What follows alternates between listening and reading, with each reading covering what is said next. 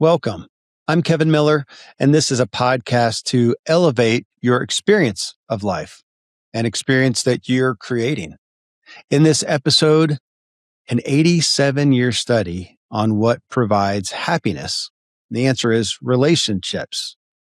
But I want to start off by asking a question I continually interest myself with. Do we really want to be happy? If we survey the culture, it looks like we very much want, happy moments, the little jolts of dopamine from entertainment and food and drugs and whatever. But do we really want the deep and abiding happiness in our souls? Because if we do, then our primary interest would be in relationships, but not just any relationships. So I'm revisiting this conversation that I had with Robert Waldinger. Robert is a professor of psychiatry at Harvard Medical School and director of the Harvard Study of Adult Development at Massachusetts General Hospital, often referred to as the Grant Study. It's been going on for 87 years.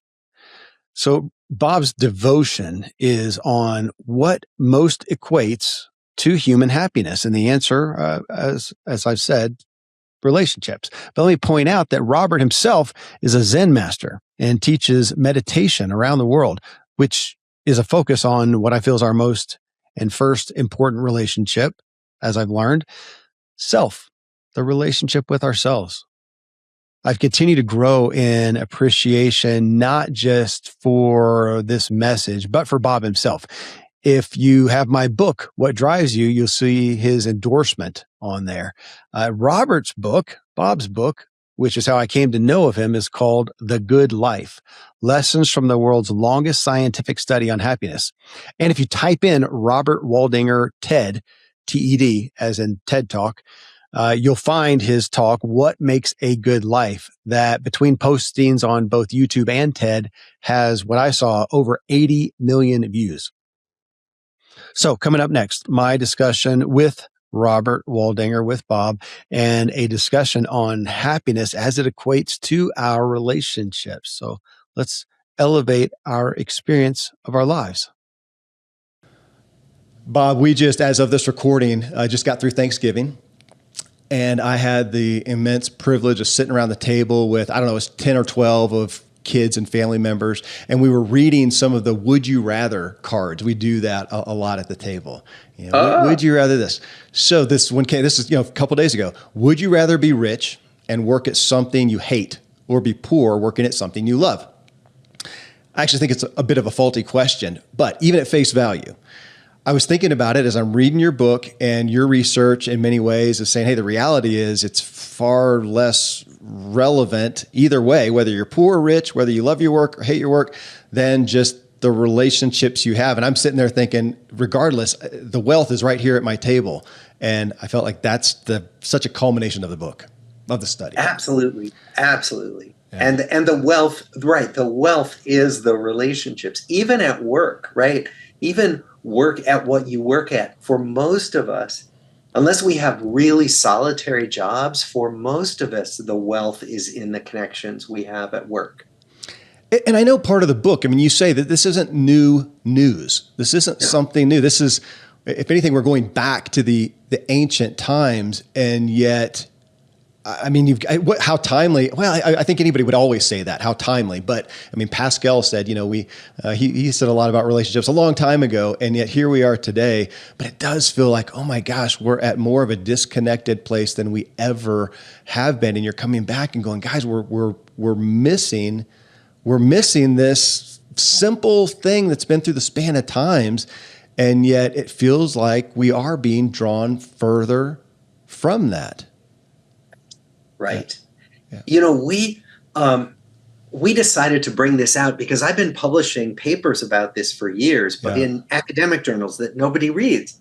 And it seemed so important to be able to say to people, look, there's really good, hard science behind this. That yes, your grandmother could have told you this, your clergy could have told you this, and they do tell you this, but there's also hard science that says our connections are what help us thrive, what get us through life. Yeah, it's interesting. I shared that I was going to be talking with you with a couple of friends just on a text thread, and had one of them, he's written a book. He says, oh my gosh, I know that guy. I was doing some research on relationships and I found his papers and his studies years ago, then ultimately saw his TED Talk. And of course I said, he's got a book now. He said, no way. So there's one of your pre-orders on Amazon. Great. Right there. Well, I mean, Bob, it got me into thinking just on human behavior. Why do we veer away from it? And I thought about, my kids enjoy the dystopian films, right? And that classic film. And it got me to thinking, even yesterday, as I was reading through the book, of the consummate, something happens, everybody's obliterated, and there's just a individuals or small pockets of people dispersed throughout the world, the country, whatever. And what do? The entire movie is about them trying to find each other. You have the few that hoard things and stay to themselves. You have the few that try to accumulate power, but everybody tries to come together. And so then I'm thinking, okay, they do that and they build right here where we're sitting today, you and I in America. They do that and then they go back to just looking for resources. It looks like that focus on resources. Like, why do we do that? We end up alone. We want to come together. We do that, and then we start to fall apart. Is it just a taking for granted and losing the initial, like in that dystopian film, man, that was everything coming together. Why do we fall away? Right. Well, we have that in us. We have this urge to form tribes and to be careful about threats out there. And the problem with that is that on the one hand, our tribes can be wonderful and supportive, but we can then look at other people and say, you're different, you're a threat to me, and we can pull back from connecting. Even though most people are trustworthy, most people err on the side of kindness. If we look through history, most people actually feel the need to be generous and share. And most of what connects us is way more important than what divides us. So we know all this, and yet we have that programmed into us, the fear of enemies and the wish to have a safe haven in our own tribe. And I think, what we see is that there are politicians who have for centuries exploited this in us, who can divide us deliberately, even though most of what we have is in common and most of what we care about, other people care about as well. So all that is to say, unfortunately, some of our biology that tries to keep us safe can also drive us apart from other people. I mean, going through your studies, you've got to have, I know it's impacted your own life. You talked about that. You talk about that in the book. But it is amazing to me how, and I'm going to say me as well as we as a culture, we make a plan for our career, for our education. We make a plan for our career. We make a plan for our finances. We make a plan for our legacy, yada, yada. Yet we would say relationships come first, and yet it is just seldom ever the first thing that we make a plan for. It seems so illogical, and yet we walk that out. Why is it that we have what we say, what we would consciously say is most important, what your study says it's most important, and yet it's seldom the lowest on the list of our daily priorities? Well, we get a whole lot of messages that other things are more important. We get the message that work is important, that making a lot of money so you can buy a lot of material things is going to make you happy, right? We get those messages. But when our original study participants, so this is an 85-year study, right? And following the same people. And when a lot of them got to their 80s, we asked them to look back on their lives, and we asked them, what are you proudest of and what do you regret the most? And these 80-year-olds said, I'm proudest of my relationships. I'm proudest of having been a good partner, having raised good kids, having been a good friend, been a good mentor. And one of the strongest regrets was I spent too much time at work and I didn't spend enough time with the people I care about. And so what we see is that all these messages we get from the culture and even from our families about what's most important are about other things. They're not about relationships. And yet when people look back on their lives, they say, the most important things, the things I'm proudest of, are my relationships. It reminded me, when you talk about the good life, you can easily have that layout of the big, acreage, big house, the pool, the tennis court, the cars, everybody even together. Maybe it's a big wedding, whatever, and it's the good life. We have wealth, we have abundance, we can do everything.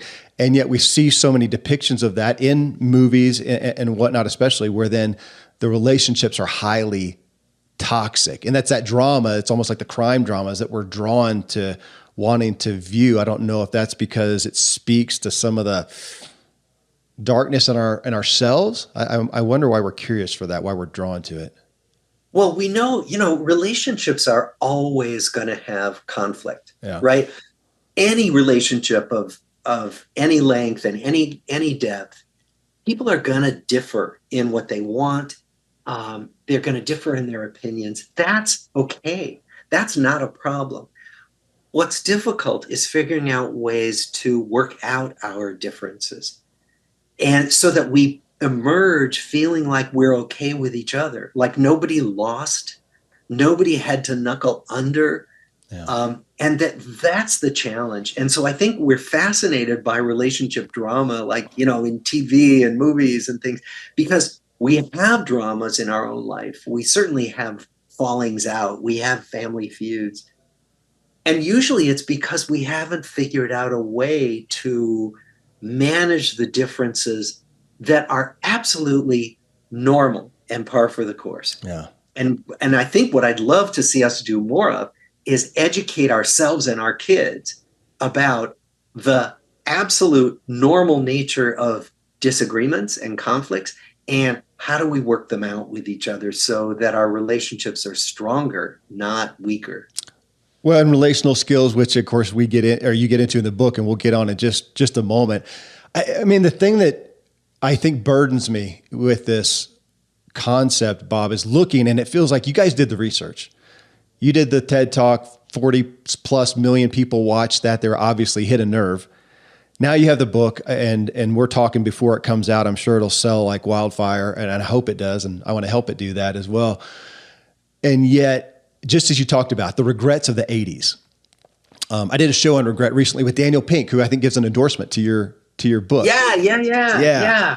On the power of regret, and talked about his studies on that, talked about Bronnie Ware, the Australian hospice nurse who did a book on deathbed, regrets. And so we have this regrets. It's often from an older person. And it's a long game, as you talk about. It brought to mind Neil Maxwell's quote, "Never give up what you want most for what you want today." I feel like, man, even with this truth, that's what we're looking at. It's me looking at my own health and wellness today and going, okay, am I going to eat my vegetables, take my supplements, do those things that I don't, it's not like Popeye and I have the spinach and go, holy smacks, I feel great. My supplements have never lifted me off the ground. This is a long-term game that when we're talking about that today, man, I want entertainment. I want titillation. I want whatever. And you're saying, well, your happiness now, even and tomorrow and the next day, whatever, is from the investment in your relationships. And that doesn't give me the dopamine hit right now. And that feels heavy. Yeah. I love that quote, that never give up what you want long-term for what you want today. And if you think about that in relationships, it's really so relevant that, today I want to win. Today I want my idea to be the one that rules the day, right? With my friend or with my family member, with my child, right? I want to be obeyed. I want to be, but what do I want long-term? Well, I want a child who is healthy and respects differences and respects people. I want, a friendship that goes on and is strong. I don't want to win and make my friend feel defeated. So it's that long-term perspective that I think is so needed in relationships, right? And even think about our political life. Long-term, what do we want? We want to live together in some kind of peace, and we want to live together so that everybody is okay. that because that is going to make us all more okay. If we could think about that rather than winning today, that would be enormous in terms of our relationship health. Well, and I'm taking ownership of it. As I sit here, Bob, I mean, so often I got a big family.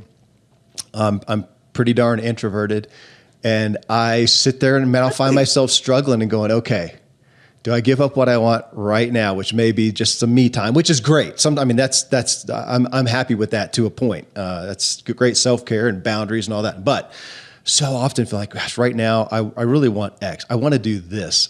And yet, am I going to do that, or am I going to play the long game and invest over here in my family, in my relationships, in my friendships? That's been even a harder one, because with a big family, to take the time and go over here and go, man, I know it'd be good to meet with the guys, but I got stuff to do.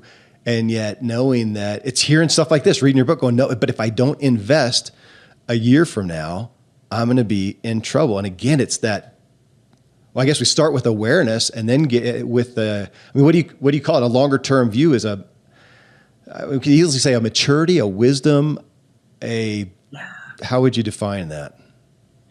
Well, and it's a sense of what will I need over time. And I think what you're saying is you're going to need those friends. So as much as you love your kids and you got to be there for them, they're going to grow up and launch. And of course, you want them to get launched. And you're going to need your own life, your own social circle. You're also going to want to model for your kids that, yes, family is really important. It's central, but we also want to have other people in our lives. And if you model that for your kids, they'll learn how to take care of their own friendships and their own relationships. Well, talk about the specific relationships then, Bob, because you do, as you talk about the book, and you have, it was 700 participants, initially at least? The original one, 724, and then we added 1,315. Okay. So we got more than 2,000. The stories were primarily couples, or based around, a person and their significant other. Is that... I think we culturally, I just kind of by proxy make that paramount. And you do have a chapter, I think, just on those intimate relationships. We could call them romantic. But are you, I almost want not a hierarchy. I don't think that that's a fair question, but can I have the good life without a significant other? And I'm just kind of poking around. Yeah, go. Oh, I love that question. It's a really important question because something like 30% or more of us just here in the U.S. Are not partnered. Okay. We don't have intimate partners. 30%. Wow. Okay. But all these benefits are available to us. You don't need an intimate partner to get these benefits. That what we seem to need are people who we feel are close to us. So I'll give you another example. When we asked our original people, name all the people in your life who you could call in the middle of the night if you were sick or scared. And some people could list quite a number of people. Some people couldn't list anybody on the planet. And so what we know is that you don't have to have an intimate partner, but you probably need at least one or two people in the world who you feel really have your back, really would be there for you if you were in trouble, if you needed them. And so that's what's important. And that's what conveys a lot of the benefit in our lives and benefit to our health. In the book, I know you do a lot of kind of paralleling different people, different genders, different sexes, different age, different socioeconomic, different countries, even of origin, and saying, but the relational aspects still pretty much align as far as what they need. Okay, with that in mind, how do personality styles fit into this? I mentioned being an introvert, extrovert, and there's lots of baggage and nuances around those terms. But in saying, gosh, for most people to have the good life, to find this fulfillment from relationships, there needs to be one, two more intimate relationships, like you said, somebody you could call on at night who would have your back. to keep those at that point, is it daily interaction? Do I need to make sure we have weekly interaction? If it's somebody who's across, you talked about that. Well, even your co-author, Mark, you guys, you don't live together. You don't see each other face to face. Right. But I guess I'm asking an aspect of frequency, and then from that frequency, because you could say quantity, and then, there's an aspect of quality for you to have those relationships that are going to provide this fulfillment. Yeah. Well, I think we all need different frequencies. So as you said, you're more of an introvert, which is hard to believe because you're such a lively, great interviewer, but I believe you. But I know what you're saying. And, Okay. And I think we're all on a spectrum. There are some people who are introverts who are pretty shy, and there's some people who are extroverts, real party animals. And most of us are somewhere in between. Yeah. And it's perfectly normal to be shy. That's not a problem.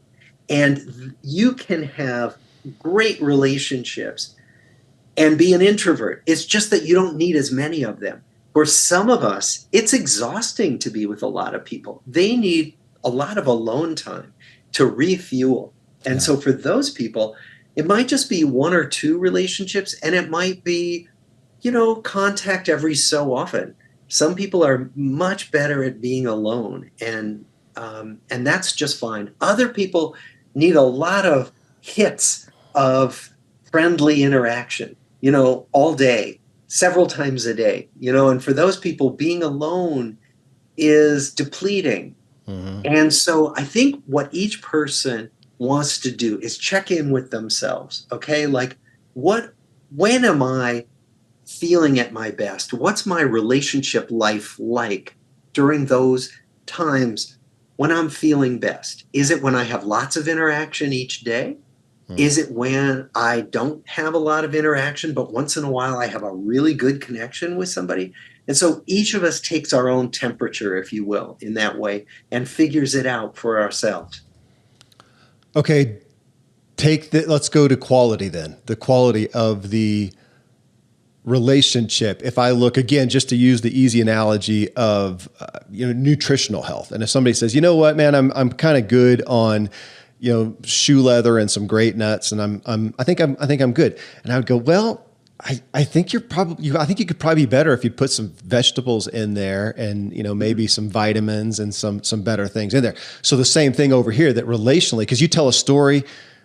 I'm forgetting the guy who lived in the trailer, kind of by himself. Okay. Yeah. And I'm reading that, but he felt like he was good, and we're looking at it going, gosh, I don't think so. There are some tenets, some pillars of fulfillment that you're missing. So on that same note, because I see it, especially with guys, and I'm sure you're more aware of this than I am, Bob, of them thinking, I don't want the touchy-feely emotion stuff. I don't want that. I'm not going to go there with my wife, with my friends. Man, we talk about, sports, and I'm good. Could they be good in that? Or would you say, gosh, without some level of emotional sharing, you're like, and again, I need to own this. This has been me. Yeah. This has been me, Bob. Yeah. Okay. That I'm open, I'm personable, I'm doing that, but I don't share my feelings. We don't go there. Yeah. Yeah. I think you can be good that way. Okay. I mean, we are not, one size never fits all when we talk about human life and relationships. Right. And that's important, I think, for us to name, right? That some people, guys in particular, but with some women too, don't feel comfortable sharing their feelings. They didn't grow up that way. They didn't learn to do that. You can learn to do that with time, and it can be very rewarding. But for some people, they don't do that. But for them, just being next to somebody, playing basketball with somebody, whatever it might be, that's okay for them. So I think, again, we have to check in with ourselves about that. The hard part is when there's a mismatch. So, if I'm not good at sharing my feelings, but my partner feels close, if I share my feelings, then there's a mismatch. And then maybe we can find ways to meet in the middle, where my partner expects a little less, but I give a little more, right? So we find ways to do this. But there's no particular form of being in relationship with people that's the right way. Okay. In that respect. I did want to pull out maybe I should have done this earlier, a couple aspects of the study that I really appreciated. And one was that it was, and I think we don't realize, and I'm in this industry, but we don't realize how most studies are on the negative side. And as you said, what makes people sick. And what was so profound, or one of the things that was profound about this study, is the point of it was what makes people thrive. And I just hadn't really thought about that. And as I sat there, I thought, yeah, I live in this personal development. This is my vocation. And I didn't really think about that. Yeah, how many studies are there on what makes us thrive and not on what makes people sick? That was one piece. And then the other, and I wanted to say this because I mentioned the regrets aspect, Daniel Pink's book, The Power of Regret, and Bronnie Ware, The Deathbed Regrets. But another significant piece or profound aspect of this book, as you say, is it was not all on, and maybe even not primarily on, retrospective aspects with people. It was prospective, meaning this wasn't just regrets that they had in arrears. This was right now as you checked in with them, every couple years at least. Every couple of years. Yeah. How happy are you? How much do you enjoy work? How's your relationship? How are your kids? All that stuff we asked about over and over again. And that really makes a difference because you get to plot somebody's life on all these different dimensions because you've asked them the questions over and over again. Well, one of the things that stood out too was what a gift. And you speak to it in the book, but what a gift to have those every couple year check-ins for a lifetime. And I thought it'd be interesting to look at the stats of that group of people, which you had for people, if you don't know, and maybe I'll say this in the intro, but could you say in a sense, half of them were more on the affluent side and half of them were not? Is that too simplistic? Well, about 1/3 were Harvard College undergrads, meaning they at least had the resources to go to college, even though quite a number of them were on scholarship. Mm-hmm. But yes, much more privileged just to be able to go to college in 1940, right? And then, so about 1/3 of them were that. And then about 2/3 of them were very poor, under-resourced, from very troubled families. So we had privileged and quite underprivileged. Okay, so if we take those people, initially 700, then it grew, and look at them, my curiosity was how the benefit to that group or the differences in that group culturally from another group that was not checked in every 2 years. Yeah. Tell me about that, because go. Yeah, well, it's hard because we don't know. Like you're right. We surmise, could do that. Yeah, like we could do that study, but what we did do, we asked everybody after they'd been in the study for many years. We asked them, "How has being part of the study influenced your life?" Some people wrote back saying, "Hasn't influenced my life at all." Some people wrote back saying, "I hate your darn questions," and it was just a nuisance. But many, many people said, this was so important to me because I knew that every couple of years, I was going to get a set of questions that asked me to think about my life and where it's going and what's important to me.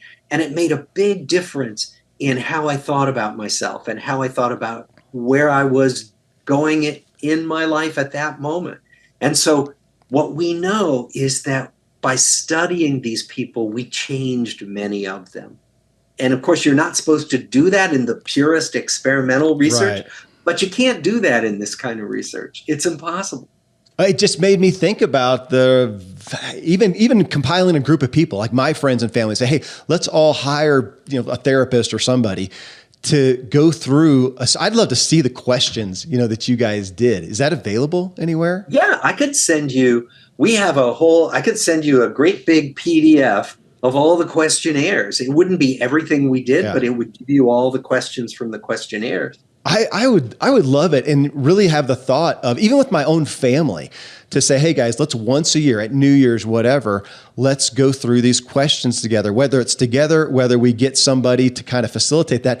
Because Bob, I'm thinking about some of the data that I have read and personal experience on wearable devices. So here I've got my Garmin that tracks my everything. Oh, you got yours. There you go.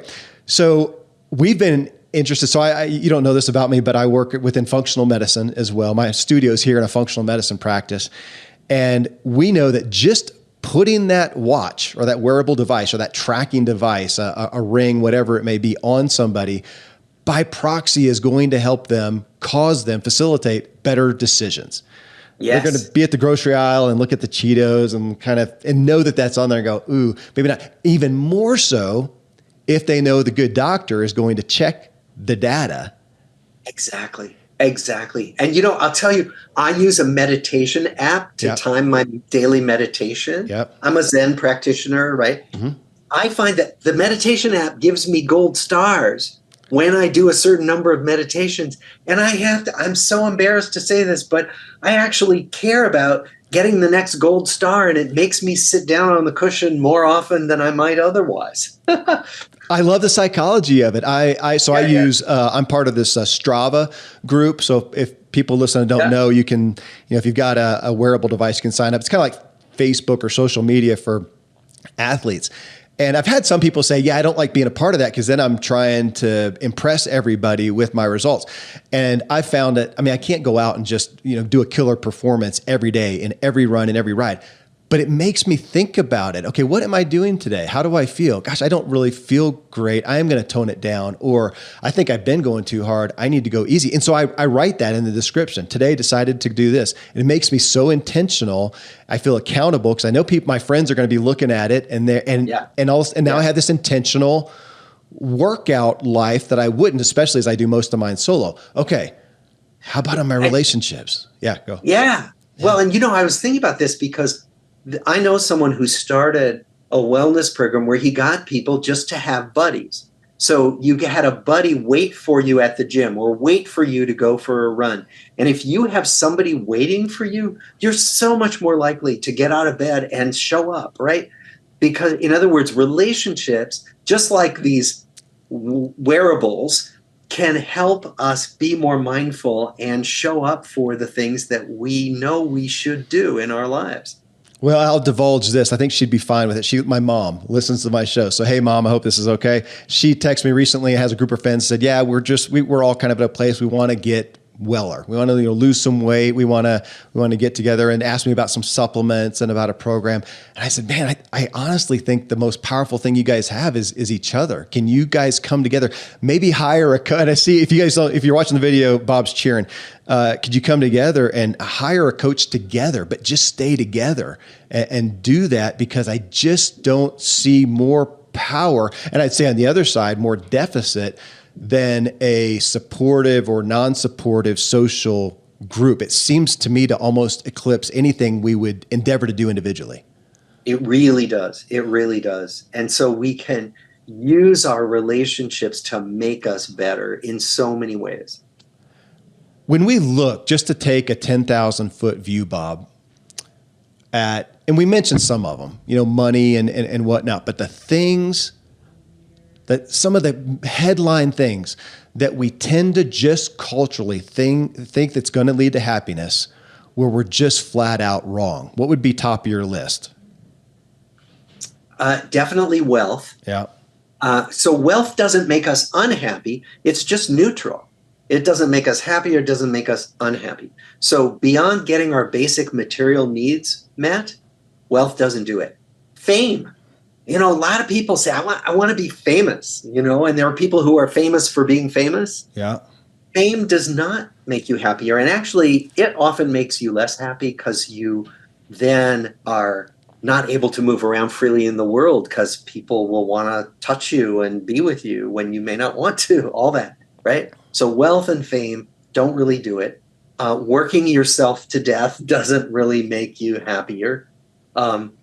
Accomplishing things certainly does make us more satisfied, true. But, becoming a workaholic is not a recipe for happiness. And so all of those things are important to name because the culture holds them out. We get all these messages from the culture all day long. Like, if you buy this car, you're going to be a cooler person, right? If you use this face cream, you're going to look young forever. So it's about buying things, right? It's about having money to buy things. And the fame stuff, You think about all the TV shows where people are competing to become superstars. Yeah, well, that doesn't really do it for people, we find out.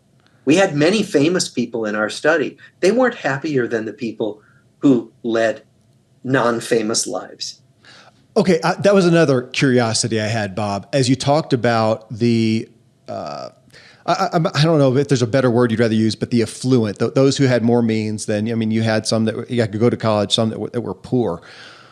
And you talk about this some to the book, in the book, but I wanted to ask you here, the propensity to achieve the good life, to have relationships, to work through the struggles. Did you see a difference between those two groups? Because we could sum up by proxy say, hey, those who had more means didn't struggle as much.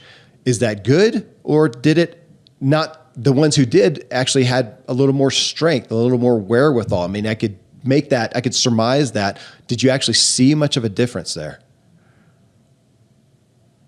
Life brings struggles to everybody. Like every life has difficulty in it, right? And I know that's a truism, but it's really important to name because we want to imagine, God, there's somebody out there who doesn't struggle, who doesn't have hardship, and no life is without hardship. But I think your question is really important, which is if you have to struggle more, if you're poor, if you're disadvantaged, if you're discriminated against, does it make you stronger? And actually, no, it doesn't. Really? Gosh, discrimination is just awful for people. That yes, there are people who can be resilient in the face of hardship, but most people need an environment that's accepting. They need to grow up in that kind of environment. They need to live in a society where they feel accepted, where they feel like they are not overwhelmed by hardship, right? So when we feel like we have the resources to meet challenges, then we get stronger by meeting challenges. But when we feel overwhelmed by the challenges coming our way, then we get worn down. And that can happen no matter who you are and no matter how big your bank account is. That's interesting because it's tempting for me, even in my position, even as I look at the books behind me of people I've had on the show, that I wouldn't say the majority just had it easy. They had some significant challenges, and I can almost get to the thought of thinking, gosh, it seems like there's a lot of success stories from really hard backgrounds. But you're kind of saying now what we really saw is it kind of weighs, if you have means, there's pros and cons. If you don't, there's pros and cons. And at the end of the day, it kind of evens out. Well, it does. What we do find, there's a good study that took a lot of different surveys of tens of thousands of people, and basically saying, does your happiness go up as you make more money? And what they found was that, yes, it does when you are below the level where your needs are met. So in the United States, a few years ago, it was like $75,000 a year. I saw that. So interesting. Yeah. Yes. Right. Okay. So if you're below that, yes, as you make more money, your happiness goes up. But once you get above 75,000, as you make more and more and more money, your happiness doesn't budge much at all. Yeah. And so it's really important to know that making more money is not gonna be the key to having a happier, a better life. Yeah, that was a significant one. I'll always remember when I thought, man, making six figures, if I can get to that point, I'll be good, or 10 grand a month or whatever it was. And then doing that and realizing, no, I think I'm worrying more about it now. Because you invest it, you buy more stuff, you do whatever, you got more responsibilities. Doesn't seem to provide any peace. So to see you guys put it in numbers at that 75-ish is dramatic when we look at it and think, what the heck are we doing? Right. What are we doing? Right.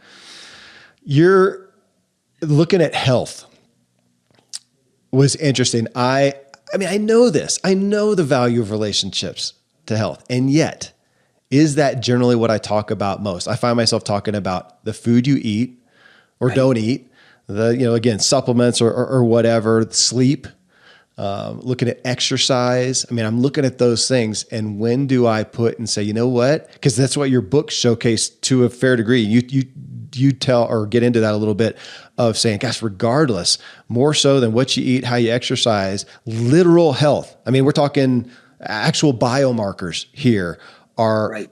Well, I don't know. Is it fair to say are helped more by relationship than those other things? Play with that. Well, it's hard to say more, okay. right? It's hard to compare. And I do want to call out that what the work you're doing, emphasizing nutrition and sleep and exercise, those are really important. And our study shows that too. Yeah. It matters a lot if you take care of your body, right? Huge.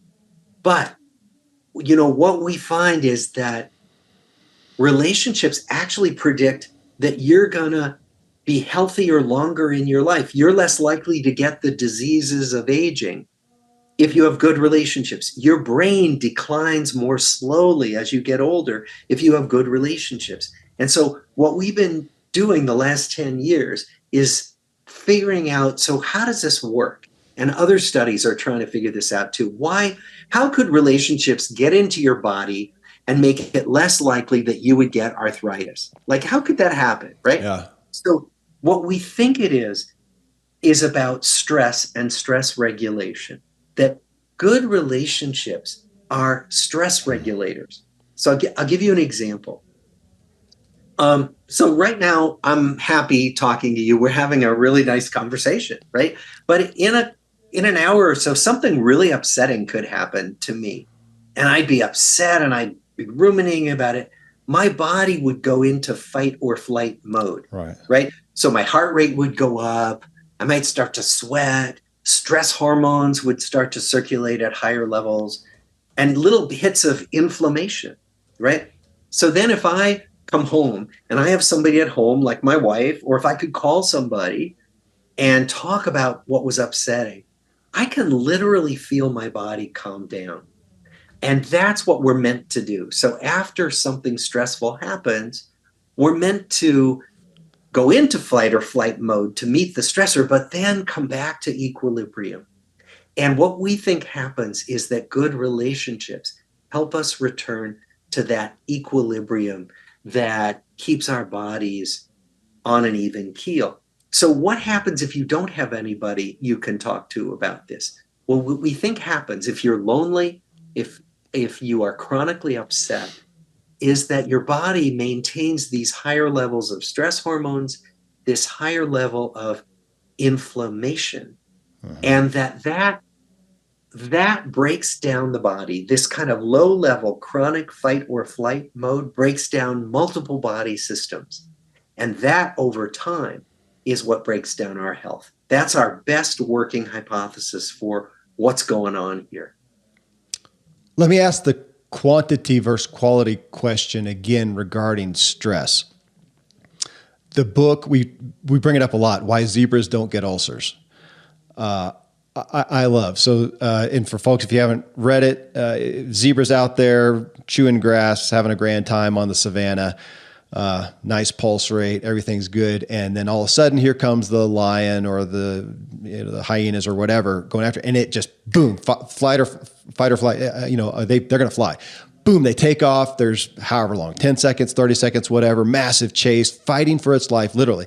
And then the lion doesn't get it and veers off, and zebra comes back to the herd, starts eating grass again. Perfect. That's why they don't get ulcers. They don't talk about it the rest of the day. They don't go on social media and post about it. They're not getting PTSD. and please, I'm not minimizing PTSD at all again, but that's why they wrote the book on zebras here. So there's one, how we manage the stress. I want you to speak to that, how important, kind of the line between the balance of that, how we manage it when it happens, because it's going to happen, but also looking at, okay, yeah, but when is it too much? I mean, if that zebra's getting chased every 60 seconds, it's going to pass out and die anyways. So there is, where do we look at that? Is it just how we handle the stress, or do we need to, and from your studies, you need to moderate how much there is? Absolutely. Absolutely. It's not just, if we're good enough, strong enough, we'll handle any kind of stress. Not true. Okay. That's why PTSD happens. PTSD happens because we are overwhelmed with something that we can't handle. And what could be more overwhelming than physical violence, than sexual violence, than all these horrible things that we can do to each other as humans that cause us to have PTSD? So what we know is that we need to have stress in doses that are manageable. And so it is important to try to create environments where we are not overwhelmed by stress. You know what? I'll tell you actually that my stress has decreased since the pandemic because I've stopped commuting. Every day, I had a 45-minute commute to downtown Boston to my hospital where my research lab was and my office was. And I don't do that anymore. And I'll tell you, it makes a difference. And that's a minor stressor, right? Being in rush hour traffic. But still, if those kinds of stressors can be worked on in our lives so that we do what's less stressful, and we try to eliminate the stressors that we can, knowing that we'll never fully eliminate stress from our lives. That's just not possible. In the studies, when stress does happen, though, those people who had a gooder life, who achieved that place that we're looking for, did you find that what was the aspect in them that allowed them to recover maybe quicker than others? Yeah. Well, again, I'll give you some information from our study. Many of our men came of age during World War II, right, and so they went off to serve in the war. And when they came back, we asked them questions like, what got you through it? Some of these people saw combat, saw people killed, saw their friends killed, and were under terrible stress. And we asked, what got you through it? And everybody to a person said, it was my relationships. It was the letters I got from the people back home who I knew were thinking of me and loved me. It was my buddies, my fellow soldiers. It was my commanding officer. So there were all these, what they all talked about was connections. And what we know is that our connections with other people get us through these hard times that are always heading our way. Many of our people grew up during the Great Depression. Yeah. All of us just lived through a pandemic we couldn't have seen coming. These kinds of big stressors are always going to be happening. And what we find is that if you have a network of solid relationships, those connections will help you manage the challenges coming your way. Bob, I don't know if I missed this in the book, but I'll ask it here. In that same vein of relationships, of what got me through it, it was my relationships. How about relationships from a faith aspect? Did that play in it? It did. We asked people about what role faith and spirituality played. Uh-huh. And some people didn't see a role for it in their lives at all. And they were just as happy as the people who were involved in spiritual practices and religious practices. So it was that for some people, they felt called to a spiritual life and other people didn't feel called to that.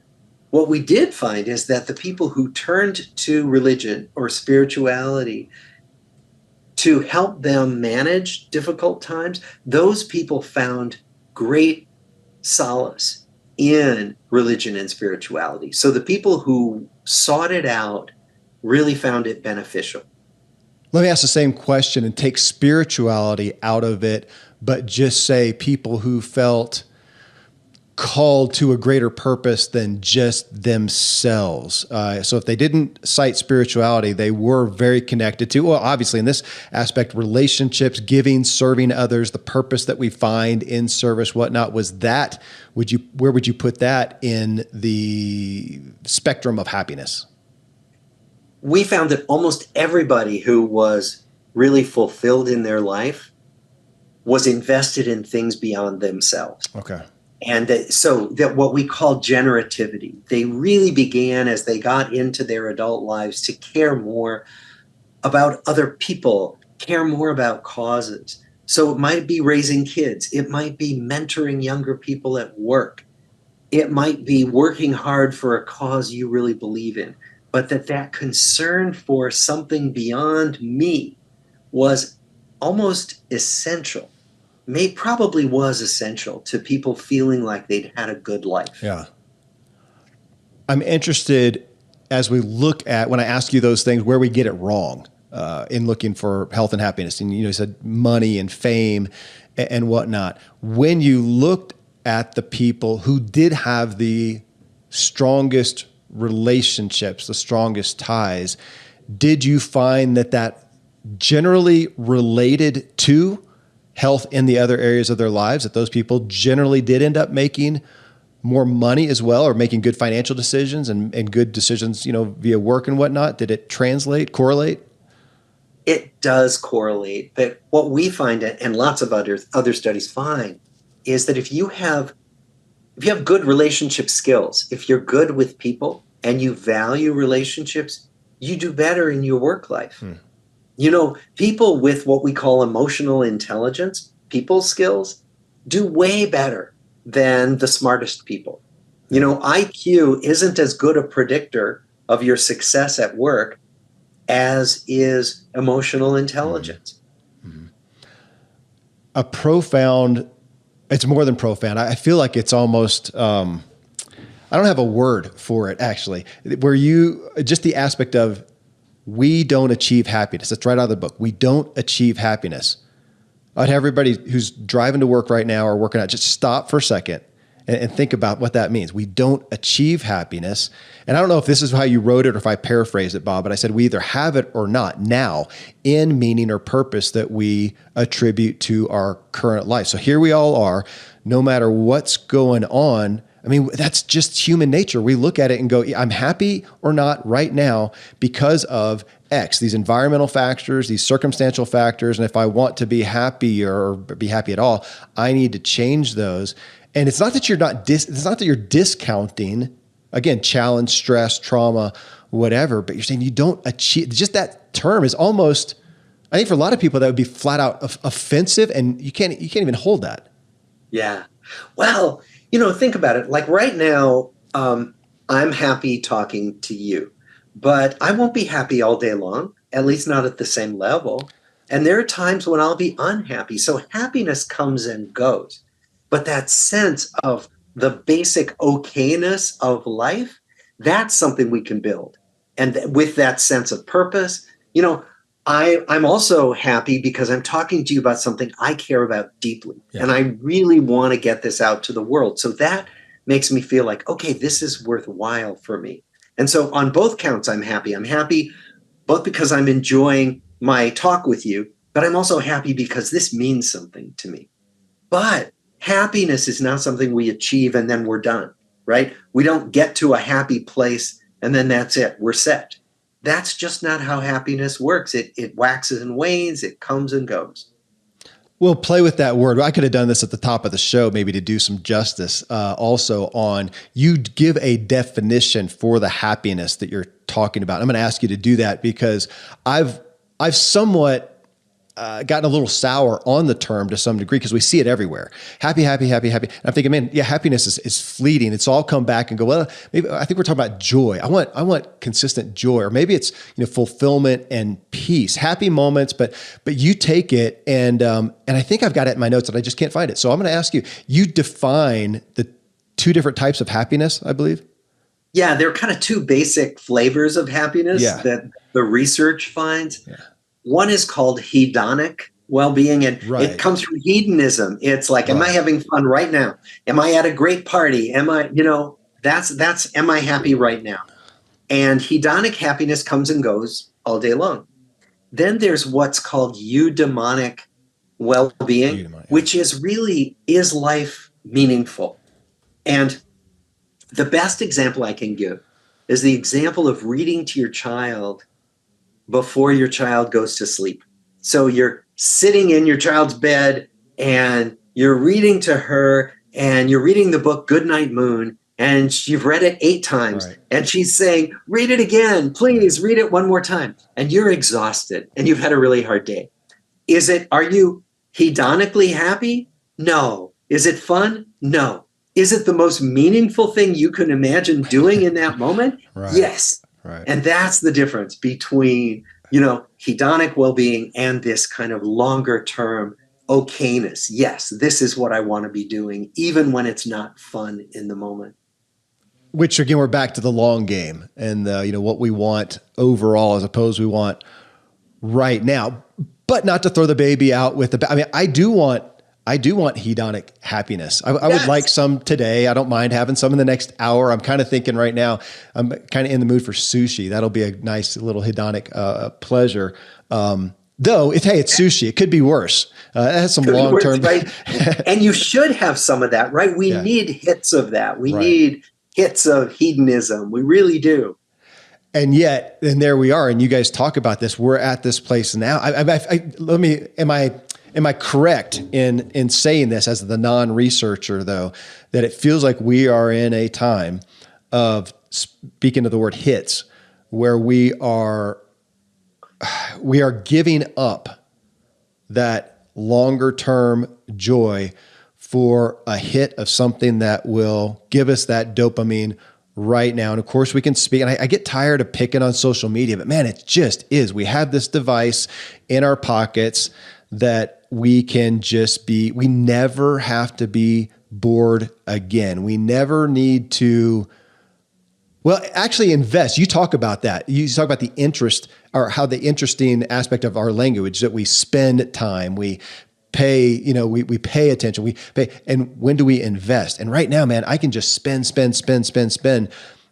forever. There's always something new to look at. There's always something for that dopamine hit. And it feels dangerous. Yeah. Well, and I think, the problem with our screens is that they're so good at capturing our attention and holding it. Yeah. And screens aren't bad. It's just that we need to be as intentional as we can about how we use the screens and how we use social media.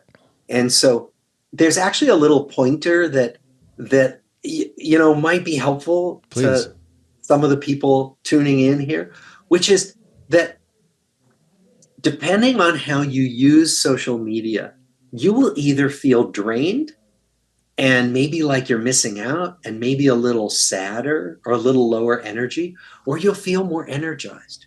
So let's say you scroll through somebody's Instagram feed and they're looking like they're living their best life and you're not feeling so great today. You're going to end up probably after 5 or 10 minutes feeling a little worse. Mm-hmm.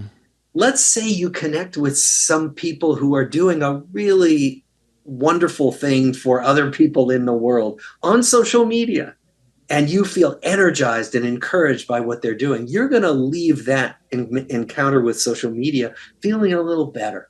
So what I would say is check in with yourself.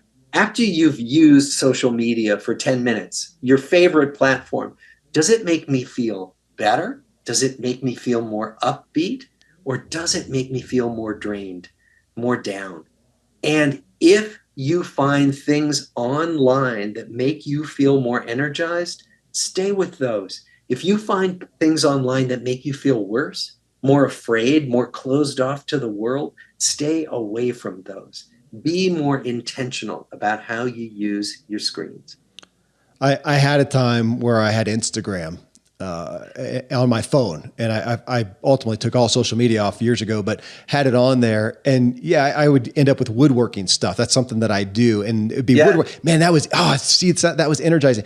And yet then you could go over here and, sometimes even my kids would show like a montage of fails, they call them, people wrecking on their bikes, and I'm watching going, oh, my anxiety's up. It's intriguing. It's horrifically fascinating to some degree, but I don't feel good. And so that barometer you're talking about seems powerful, very powerful. Yeah. Because the screens aren't going away. Yeah. And so that's why we have to really figure out, okay, how are we going to use them? You talked about IQ a moment ago, and then you talked about in essence, elevating EQ above that, at least in this frame of reference, emotional quotient. Now, in your book, you used the term social fitness. Again, man, physical fitness, that's the world. I was a pro athlete. I know that arena. I'm dyed-in-the-wool fan of that. But social fitness over here, because ultimately, at the end of the day, it didn't get me much far. I didn't get that far in the book, and I'm thinking, it feels like if I want the good life, if I want my life to give me peace and fulfillment, not down the road, but right now, today and tomorrow and next week, there's nothing more important than my social fitness. And where I really came into it, just, thinking off the cuff or just naturally, was I need to audit myself. How am I socially? Because I've got to see a friends and family, and they all know. They know my stuff. They see me. They can tell you, oh yeah, Kevin, he's a good guy, and give me that list. What's the but list is what I'm thinking of. And how can I increase my SF, my social fitness?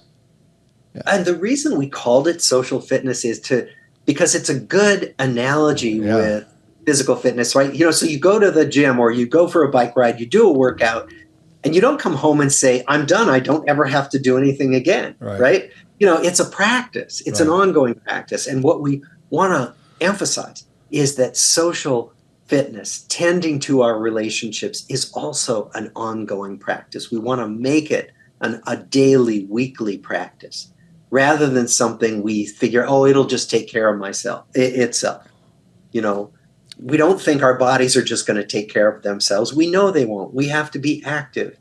And the same with our relationships. Well, then let me ask you, and maybe it's a chicken or the egg question somewhat, but it feels like because I can easily look at my relationships. Okay, I've got this relationship, I've got this. So here's 10 relationships that are key in my life right now. If I want them better, I need to go into those and work on them. But do I not first take a look in the mirror and say, who am I coming into these relationships? How do you give me the tension there? Well, it is who am I? What kind of person am I in a relationship? So am I a person who just takes? Am I a person who just wants people to listen to me and be interested in my stuff? Yeah. Or am I a person who's really interested in a mutual give and take, right? Where people help me and I really give back. I really help them. People listen to me. I listen to them. People are willing to let me take risks in a relationship, let me try new things, and I'm going to be willing to let them do the same. So it's really how much am I willing to be the kind of relationship partner that I want someone else to be for me? It takes me back to it's just an easy one to grab onto, How to Win Friends and Influence People. Which I cut my teeth on as a kid through my parents having me read. I had my kids read it, and it's just, this is how you just give people joy in your presence. It sounds selfish, How to Win Friends and Influence People, and I think some people have some baggage around that perspective. But it is. If I'm going to have a rich relationship, if I think about who I love to be in relationship with most, man, I can tell you who it is and I can tell you why. It's the respect that they give me. It's they're the kind of person that's going to go, tell me more, not just jump in. Yeah. And yet it's so easy to miss. Am I being that person? I would love one of those, what do they call them? The 360 degree audit of yourself. Right. Yeah. Right. Where you get everybody to say, okay, what's Kevin like? Really? How good a listener is he? That kind of thing. I mean, it feels key to this in essence. Now, again, you're going to go with that relationship to that person and talk about the unique dynamics of that. Let me ask you about that in regards to the people in our life. This is something that I got frustrated with. I'll be candid with the concept, the structure of marriage that I saw. I'd say culturally, but I'm going to say, honestly, more so even from a faith-based aspect. And I'll even say Christianity. That's where I come from. And it is this easy propensity to get married, come together with that significant other, and they are everything. They're your soulmate, and they're your everything. And I realized as I got in my marriage, man, it's impossible. I can't relate to my wife. If she said, oh my gosh, you know what it's like being a mom and delivering a baby. I don't. And so we're kind of that. So where we talk about it takes a village to raise a kid. How did you see that play out in the study with people who had different relationships that fulfill different things and I'm going to say specifically that one significant other can't be the end all for every relationship? need. Yes. And what you're saying is important, because I think we've been sort of sold this ideal that if your relationship is good, your intimate partnership, then it provides everything you need. You don't need anybody else. You shouldn't need anybody else. Right. That's so not true. Actually, one of my colleagues, Eli Finkel, wrote a book called The All or Nothing Marriage, where he talks about this. And he says, we have this expectation that my relationship is supposed to be everything. We know that's not the case, and that it's unfair to expect your partner to provide everything, just as it's unfair for your partner to expect that of you. So we really want to cultivate relationships that give us different things. I mean, your wife needs other people who really know what it's like firsthand to deliver a baby in a way that you're never going to know, right? Yeah. We need multiple people and different types of relationships in our lives. And that doesn't mean there's anything wrong with our primary intimate relationship. Not at all. Okay, so I was enamored on this topic, and I'm flipping through the book here, page 104, The Keystones of Relationships. And I love how I don't know if that was the intent to answer my question in this segment, but it does in so many ways. And I'll just read a couple of them. Some relationships, some keystones, and you have safety and security.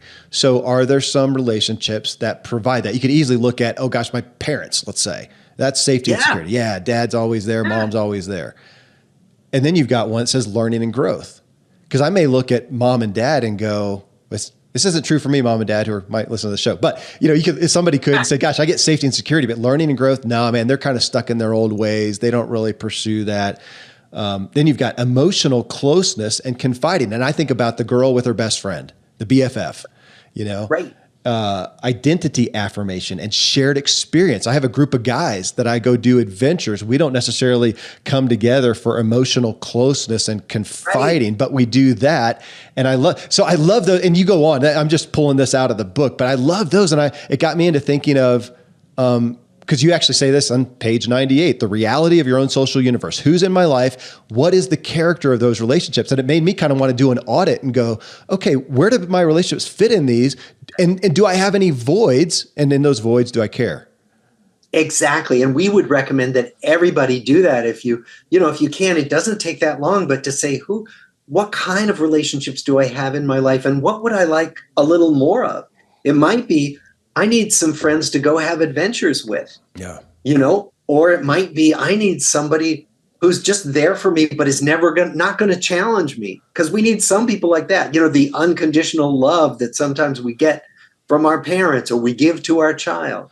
Yeah. We need a lot of different things. I think it's in that same section, Bob, the Keystones to Relationships. And it was, I wrote down things to do, but you pull out 3 things. The power of generosity. In my paraphrasing was, I can't control, what I get, but I can control what I give. And it was kind of a do unto others type aspect. Do I have that one? Am I hitting on? Absolutely. Okay. Absolutely. The second one was learn new dance steps. And I paraphrased that to say, kind of do what's uncomfortable, not just self-protect. Am I tracking? Yeah. And let each other change. Oh. So, know that, anybody you're in a relationship with is going to change just as you're changing throughout your life. Let yourselves change. And that means you're going to have to learn new dance steps with each other. Yeah. Oh, now you're into this thing that I never thought you'd get into.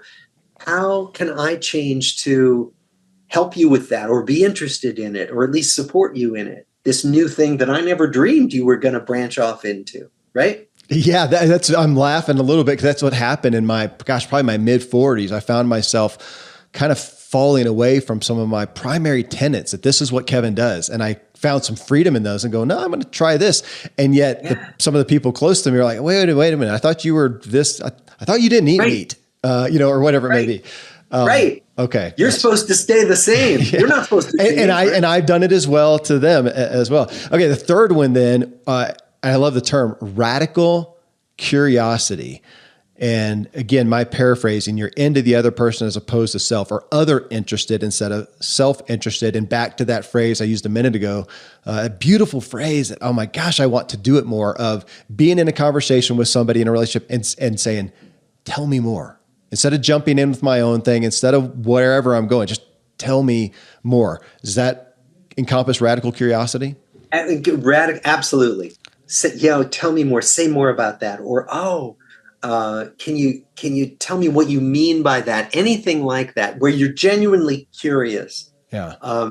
And people will be so happy to tell you more, to respond to your curiosity. Well, and we're back in that terminologies of looking at what we spend our time with, what we pay attention to, and as opposed to investing, and which again is a long-term gain. So today, you have me thinking of, if I'm keeping a journal of my time allotments today, and when am I investing in relationships? And that doesn't mean, well, give me a little bit on that. A little bit of what investing looks like, because it's not just being present necessarily. Well, right. But it starts with being present. And there is something I want to name, which was taught to me by one of my Zen teachers. Okay.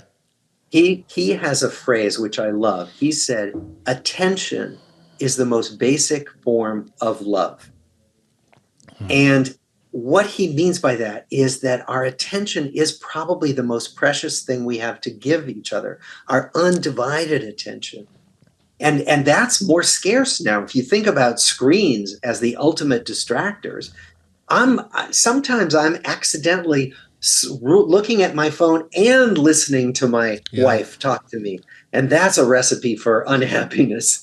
And so I think, the first thing is like really stopping what I'm doing, turning, making eye contact, and giving somebody my full attention as a starting place for relationship health. Bob, I've got a book coming out this next summer, and I'll see if it jives with you. Every week, my literary agents send me the New York Times bestseller list that they would like me to be on. That I hope to see your book. I'll expect to see your book on it as well. And it's in our categories, what do they call it? Advice, how to, miscellaneous, I think that's where Atomic Habits is, and some of the big ones there. Generally, historically, the 5 love languages are on there. Gary Chapman's book, I don't know how many millions. It's amazing that book continues to be on there. And I bring it up because as you talk about attention, I want to pull it out, because the 5, I just pulled them up: words of affirmation, acts of service, receiving gifts, quality time, and physical touch. I want to pull out especially that quality time, because for some people, they may say, it's not my love language. But you said attention, because to me, all 5 of those are just different variations, yes, of attention? Okay. Yes, absolutely. Because it all starts with, first, it's got to be attention. Even to know what kind of gift to give, or to know what this person is doing when they give you a gift, the receiving, right? It's any of those things that in the 5 love languages start with paying careful attention to who you're with. And would you put that, and that's where I was going to ask, and to some point feel like it's the most paramount thing that any of us can hear in this show right now is, okay, if relationships are number one for my own self-interest, not altruistically, not whatever, for my own selfish desires for life, that what's going to give me the goodest life is relationships, then do I know the basic tenets of what makes a good relationship, and where I don't want to be negative, but where I'm lacking, or where I could bolster myself, where I could be better. Maybe I have something. How can I have better, more enduring, more peace, less stress, better resilience of that? Is that not the most paramount thing? What would you want people to walk away with as they read the book and go away resolutely desiring to do? You mean to make better relationships? Yeah. Well, I think the giving someone your full attention when you can is the place to start. And then this curiosity, this asking yourself, okay, even though I think I know this person and I know what they're going to say and they're going to do because I know them so well, ask yourself, what have I not noticed about this person before? What's here that I've never seen before? And get yourself, excuse me, get yourself to really see what you haven't been able to see before about somebody, and then maybe name it if you can. Oh, I never realized that when you talk like this, your voice gets so warm and full of feeling. Or when you talk about, your political beliefs, or when you talk about your religion, or, whatever, just notice and then reflect back to somebody what you notice. And they will feel so seen and heard by you when you do that. And I'm picturing the group of people at your average social gathering, whether it's the office water cooler or it's a party or the church foyer or whatever, and a group of people are together. And we're used to sitting around. I had some good mentors that had me do this, to just audit it and just watch everybody talk and watch their interactions. Generally, it's one person. It's like a pinball machine. Boom, boom, boom, boom, boom, going across. And you wonder, and I'm listening to you, seldom are we very present to the situation. Seldom are we really giving our attention to the person who's talking, especially if we're in a group.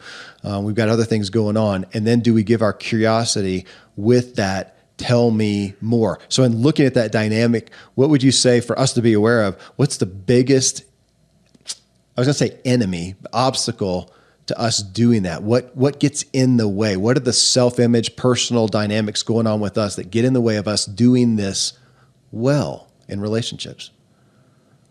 The stories we tell ourselves about ourselves and other people, the stories that aren't based in reality. That person's not going to like me, or I'm too shy, I'm not good at relationships. Any of these stories we tell ourselves about what I'm like, what you're like, which is the enemy of just being present. Okay, what's here right now? Let me put aside this story I'm telling myself about me, about this other person, and let me just see what's here. I could tell myself a story about Kevin Miller, about how important he is, or about how many things he's done, and I could get all intimidated. Or I could just pay attention and be interested in who you are right now with me. That's so much easier, and it's so much less intimidating, right? It is profound to hear you say. I was not expecting that answer, that the primary thing going on when we're in an interaction with another human, whether it's a group, individual, is the story we have about ourselves and the story about the other person. And for me to step into that takes a significant amount of awareness. And again, I feel like I'm coming back to myself. I've got to have a level of, what would you call it, Bob? Self-confidence, self-awareness, some level of peace in myself to be even able to do that and get out of my own insecurities primarily. Yeah, absolutely. And it's one of the reasons why meditation can be really helpful. And that's not for everybody, but meditation, what meditation does is you sit down, you watch your mind, you watch all the stuff that comes up, and you just see that the mind just tells stories nonstop. And after a while, if you do it over and over again, you get sick of it. and you begin to really realize, oh, here's my mind telling stories. And then there's the fact that there's a whole world out here that has nothing to do with the stories going on in my mind. And just seeing that difference is an enormous liberation.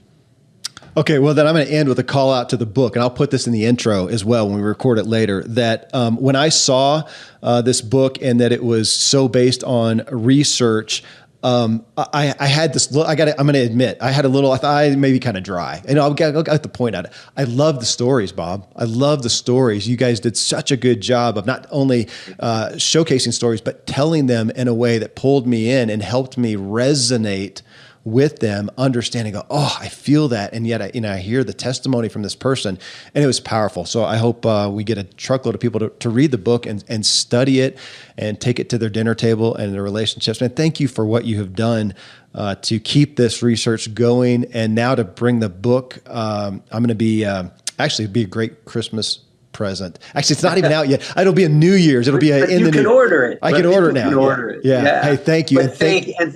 Thank you for a wonderful conversation and for helping us get this message out, which we really want to get out to the world. Yeah, absolutely my honor. Bob, thank you. All right. A great pleasure, Kevin. Thank you for joining us in the discussion. That again is Robert Waldinger. His book is called The Good Life, Lessons from the World's Longest Scientific Study on Happiness. And again, if you type in Robert Waldinger TED, you'll find his 80 million viewed TED Talk, What Makes a Good Life. Until next time, here's to you and me creating a better experience of our lives. Yeah.